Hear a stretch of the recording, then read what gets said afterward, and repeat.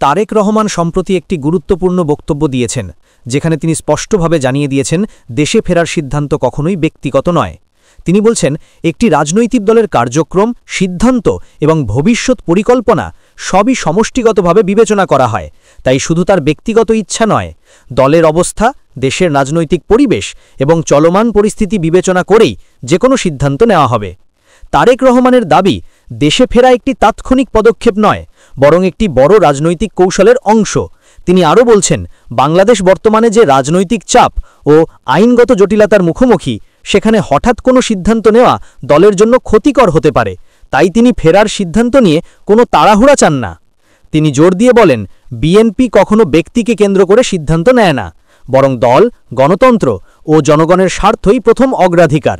তারেক রহমান মনে করেন, অতীতের অভিজ্ঞতা এবং বর্তমান বাস্তবতা মিলিয়ে দেখলে পরিষ্কার যে দেশে ফেরা মানে শুধু একটি ব্যক্তির দেশে আগমন নয়, বরং এটি দেশের রাজনৈতিক অঙ্গনে বড় পরিবর্তনের বার্তা বহন করে।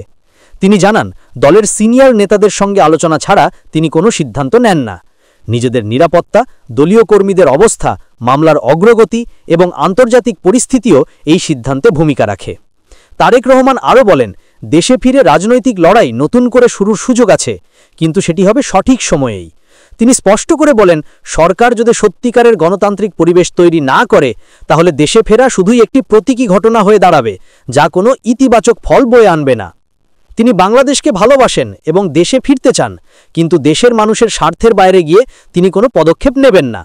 তার বক্তব্য থেকে পরিষ্কার যে তিনি সময়কে ব্যবহার করতে চান কৌশলগতভাবে এবং দলের স্বার্থেই সব সিদ্ধান্ত নেওয়া হবে। শেষে তিনি বলেন, জনগণই দেশের মালিক, আর তাদের অধিকার ফিরিয়ে আনতে বিএনপি কাজ করে যাবে। দেশে ফেরা হোক বা না হোক, লক্ষ্য শুধু একটাই, রাষ্ট্রে গণতন্ত্রের পুনরুদ্ধার। তারেক রহমানের এই মন্তব্য রাজনৈতিক অঙ্গনে নতুন আলোচনার জন্ম দিয়েছে।